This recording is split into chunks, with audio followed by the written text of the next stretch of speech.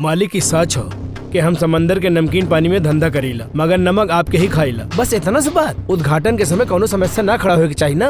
आप हमके ये मैटर बता देनी, अब आप बिल्कुल फिक्र न करी। आप काले देख। योर ऑनर, मदन लाल नाम के आदमी बिल्डिंग बनावे खातिर जब कारपोरेशन से परमिशन ले रहलन, 4 मंजिला बिल्डिंग बनाई भी लिख के देले रहले, पर ई कोनो कानून न मनले और 6 मंजिला इमारत खड़ा कर देले। कारपोरेशन के रूल्स एंड रेगुलेशन के तोड़ के 2 मंजिला ज्यादा जो इमारत बनौले बाड़े ओकरा तोड़े के अनुमति दिहल जाए। That's all your honour. भैया बीबी यार, भैया बीबी यार, भैया बीबी यार, भैया बीबी यार, महात्मा गांधी की, महात्मा गांधी की। हमके प्रदर्शन में विश्वास नहीं के। आप सब लोग देखत रहनी है, हमारा खिलाफ काला झंडा दिखावे आई रहले और आपस में ही झगड़ा हो गए और भाग गए। इस सब हमरा का राजनीति में ना आवे देवे खातिर विपक्ष पार्टी वाला लोग सब करवा रहल बाड़े, लेकिन हम इस सबसे घबरानी ना। हमरा दिल के अंदर गांधी जी बानी। ई ले बेटवा सत्या, एक रख ला। चलतानी भैया जी, कार्य इसके चलतानी। ई का कहला भैया 5000 के काम के खातिर 20000 के नोट दे देला। पूरा के मजा करे दा। इसके हमार जैसा आदमी भाई बन सकेला, दादा नहीं। मालूम बा का है, हमार जिंदगी छोट हो खेला। एक ता पुलिस हमका टपका दे, नहीं ता दुश्मन हमका टपका दे। अरे ओकरा के ऐस करे दा। अरे का बात है, सड़ा हो रहल बा। है जाम उधर का हो रहल बा, इधर का हंगामा हो रहल बा। हटा हटा हटा हटा। ए पक्या, यहाँ काहे खाए बड़ा? कोनो एक्सीडेंट भइल बा का इजा? अरे एक्सीडेंट ना भइल बा भैया। कल रात दारू पिए खातिर खटारा गाड़ी लेके गए रहले, आउते समय गाड़ी खराब हो गई। भैया टुन हो गए। अब भैया आराम से सोवत है तो हम का करी? का भइल? सब पब्लिक डिस्टर्ब हो रहल बा। सत्या के ना उठा सकेला का? ए सत्या उठ। भैया का भइल रे? का हो गइल? 10 ही बज रहल बा। 10 ही बजल बा। अच्छा कइले की रोक देले। एकरा खातिर हम का कर सकीला? सिर्फ एक ही रास्ता बा। कौन रास्ता भैया? नो एंट्री। जाई जाई जाई, यहाँ से रास्ता बंद बा। जाई जाई। का रे तोहरा के अलग से बताए के पड़ी का? हम गाड़ी काहे घुमाई? वहाँ पर एक शैतान जला रहल बानी, थोड़े देर में तोहर ऑटो भी जलाई। यार अरे बाप रे, काहे सर ट्रैफिक रोक के आप वापस जाए खातिर बोलत बड़ा? रहुआ आगे आई थी तो हमरा प्रॉब्लम हो जाई। अभी इधर एकरा देखी सर, ई आदमी की वजह से प्रॉब्लम बा। जब तक ये आदमी अपना नींद पूरा न कर ली तब तक you way no go way. Sir traffic clear करावे के राउर काम बा। तो रहुआ रूल के बात कर रहल बानी, पुलिस वाला के कानून समझा रहल बड़ा। रहुआ लगे गाड़ी के लाइसेंस बा? काई गाड़ी के सब पेपर बा? रहुआ इंश्योरेंस रेनू करैली है का? 3 केस में से 1 केस दर्ज करा के इससे पहले कि राउर फीस उड़ा दे भाग जाए यहाँ से। ओह रिश्वत दे रहल बानी? ऐसे तो हम लेला पब्लिक प्लेस बा, ना समझ दिख रहल बाड़े। अच्छा रहुआ ओकरा जगावे जा रहल बानी, अच्छे तरीके से दी ले लिहा है। सर रहुआ वीडियो निकाल रहल बानी? सर राउर चश्मा, गले में बैग और चला के लाओ स्कूटर, वो देखते ही समझ गए रही कि रहुआ फिल्म लाइन से जुड़ल बानी। सर रहुआ हीरो ढूंढ रहल बानी ना? वो खाली देखे में हीरो लगेला, बाकी असली डायलॉग तो हम ही बोल सकीला। सर कैमरा घुमाई ना, सर घुमाई ना, हम एक्टिंग करके दिखाओ तनी। लगान दा, अनाज दा, काहे दी अनाज? ये सब केकरा से मांग रहल बड़ा? हम काहे दही तह के लगान? बादल गरजेला, जमीन उगावेला, हम काहे दही तह के लगान? का तू हमारा साथे खेत में काम करेला या कभी हल चलौले बड़ा? ना तो कभी खेत तक पानी पहुँचौले बड़ा, ना तो कभी हमार बहू बेटी के साथ हल्दी पीसे में मदद कैले बाड़ा। मामा बाड़ा चाहे भांजा बाड़ा, नालायक इंसान। सर सर सर का हम दूसरा हीरो का डायलॉग बोली? सब तोहरे करन भइल। हम तो सुतले रहे 13 बजे से भइल। जोड़ी नंबर 1 खातिर आदमी ले रहल बाड़े, हमरा ऐसन लागल अभी जोड़ी बना के ही खड़ा कर देहलस। बाहर निकले के बाद तो के बताए। भेजा हमरा के। योर ऑनर, पब्लिक प्लेस में इनडिसेंट बिहेवियर के लिए ये दोनों के सख्त सजा दिहल जाए। तो आईपीसी के रूल्स के तहत साहब काहे आईपीसी के सेक्शन बता के हिंसा कर रहल बड़ा? बस 15 दिन के लिए अंदर रहे के पड़ी ना। जज साहब जल्दी जजमेंट पढ़ी, अभी बहुत सारा केस पेंडिंग में बा। कर रहल बड़े बिना ओकरा इज्जत दिले जज के ऑर्डर कर रहल बड़े। कोर्ट तहरा खातिर नया बा, हमरा खातिर पुराना बा, मालूम बा ना साहब? रवा बोली साहब। ता जेल जावे से तू दोनों के कोनो दुख ना ना ना साहब, हमरा बहुत सारा फ्रेंड जेल के अंदर बा ना, जेल के भी काफी बड़ा कर देले बा। मस्त खुला हवा मिली सर, चिकन हफ्ता में एक बार मिल ही जाला। तो इमे दुख के कौन बात बा? जज साहब जेल जैसे एकरा कोनो दुख ना होई, पर हमरा बहुत दुख होई जज साहब। ई हमार मित्र जरूर बा, लेकिन टपोरी अलग और पुलिस वाला अलग। ई बात के अच्छी तरह समझ जाई। सजा देते समय अलग अलग दही, ई बात समझ जाई। अच्छा तो तू हमका ही ऑर्डर देत बड़ा? नहीं साहब ऐसा कुछ नहीं के भाई, मुंह खोलते ही गलत हो जा रहल बा। जनरल पब्लिक के तकलीफ पहुँचावे के खातिर सईदे सत्ता और ओकर साथ देवे वाला ट्रैफिक पुलिस कांस्टेबल कंदा स्वामी के 15 दिन खातिर मदुराई में स्थित गांधी म्यूजियम में रहे के फैसला सुनावा तानी। गांधी म्यूजियम में? जेल भेजे के मतलब केहू के सुधारे के बा, टाइम पास खातिर नहीं। तू दोनों खातिर गांधी म्यूजियम ही ठीक जगह बा। कहे रे सत्या, ऐसन तो नहीं खे कि गांधी म्यूजियम जेल से भी खतरनाक हुई। कैसन भी रहे हमके का 10 जेलर और 100 पुलिस वाला के हम संभाल चुकल बानी। वहाँ हमके कौन का कर सकेला। सरकारी नौकर के भी मदुराई भेजल जाला। हम मस्त एंजॉय करके आए। हाँ। धन्यवाद साहब।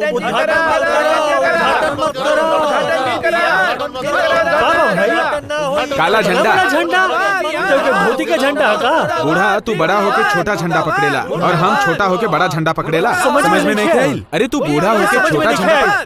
मुर्दाबाद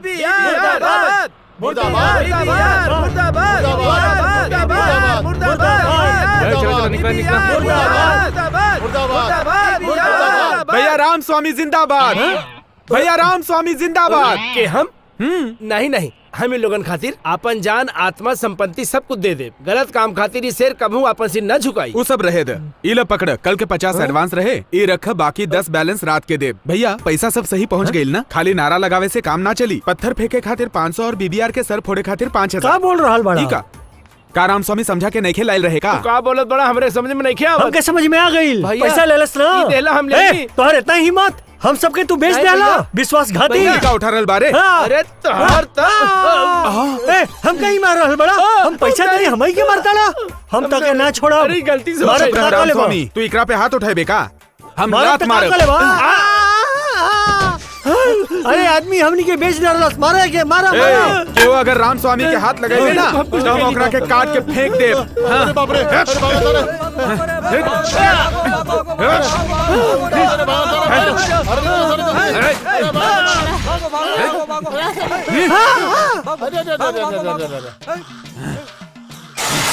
राम स्वामी तू देख ले हम तहरा के कैसे बचौली। तू बचौला? काहे मजाक करत आड़ा? ओ हमें से केहू न मरले हमके। बोलो घूम घूम के तू ही हमका मारत रहला। ठीक बा, बहुत बहुत शुक्रिया। एक्सक्यूज मी, का? हमका एक छोटा सा डाउट बा। तू के हुआ? कहवा से आइल बड़ा? काहे आइल बड़ा? ई सब काहे कहला हम जान सकीला? काहे कैली अंत तक समझ में ना आई? हमका शुरू से कुछ नहीं के मालूम पड़ा। तू भी एक यूनियन लीडर बन गेल बाड़ी।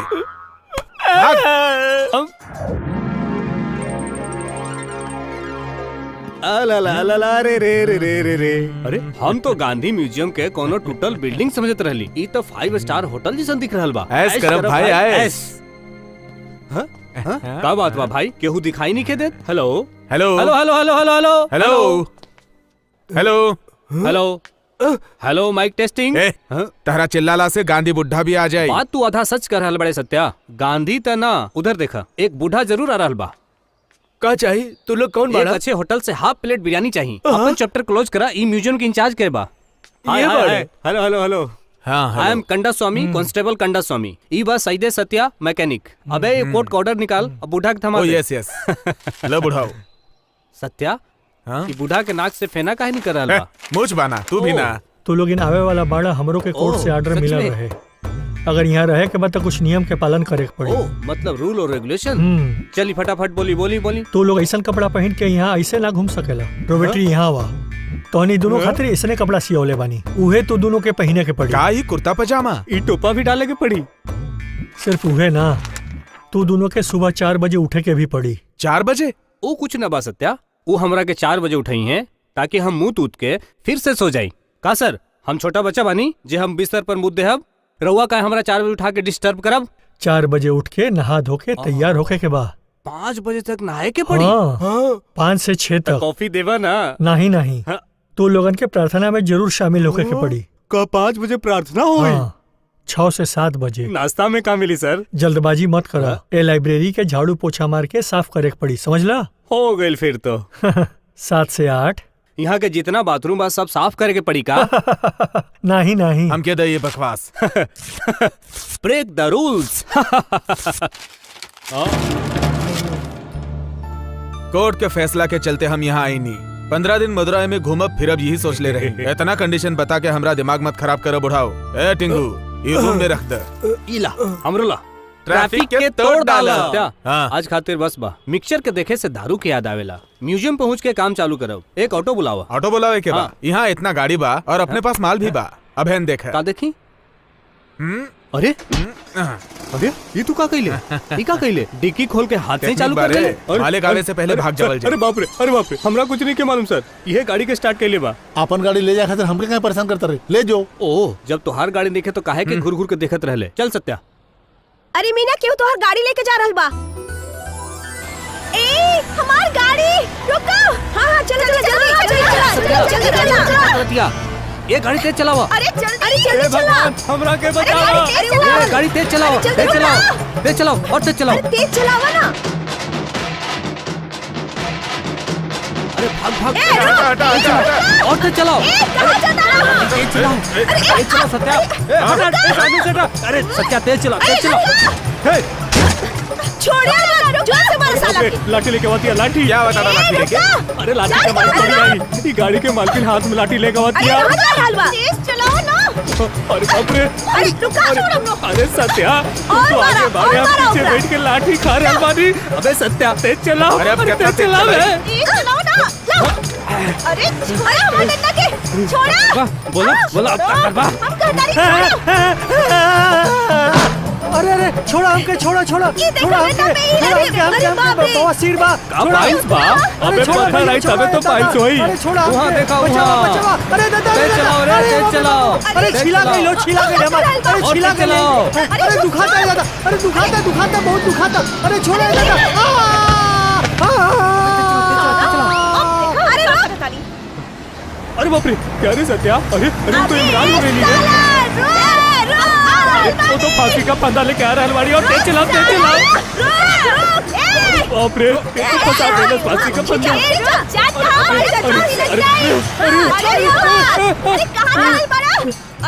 अरे कुछ सत्या, अबे नीचे गिरे से तो हार पता इतना सॉफ्ट कैसे हो गई? अरे stupid, छोड़ो हमरा के। आवाज भी सुपर हो गई, तार बाल भी लंबा हो गई। अरे छोड़ो। अरे सत्या कहाँ बा? अरे बाप रे, वहाँ देखी, ये कैसा ना इंसाफी बा।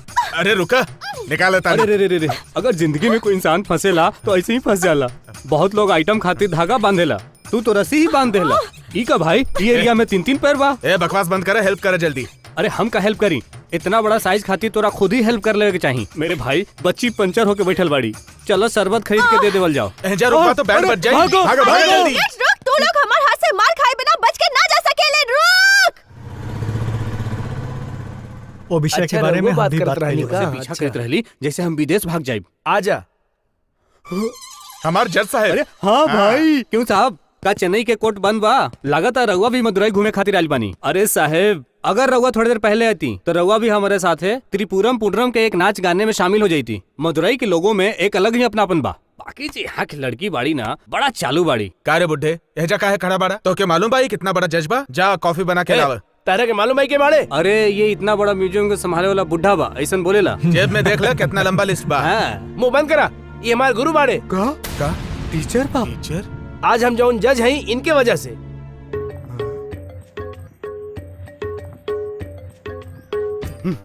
हाँ टीचर जी, हमरा के माफ कर दी। टीचर माफ कर दी, हमरा के माफ कर पहले दी। गलती कइला, अब माफी मांगा तोला। उठा तू लोग। उठा उठा। ए, हम मजा करे खातिर मदुरई भेजले रहली। अगर हम चाहे तो 1.5 साल तक के लिए तिहाड़ जेल भेज सकीला। सुधर जा। हमके ऐसा लागत रही कि तू लोग यहाँ आके सुधर जाइबे, लेकिन यहाँ भी नाटक चालू कर दिले। सर, अगर एकरा बाद भी दोनों अगर नाटक करे तो सजा रहुआ दी है, बाकी हम सब देख ले। रवा चिंता ना करी, कल से देखिए हम लोग एजा कैसे रहब। हाँ साहब जी, हाँ साहब, बस कुछो नहीं के। एक फर्स्ट कंडीशन का बा? 4 रात के 4 बजे उठे के पड़ी ना? नहीं नहीं नहीं, प्रातः काल। ठीक बा, सवेरे उठे के पड़ी। डन? डन नहीं, डाउन में उठे के बा। ओके डन।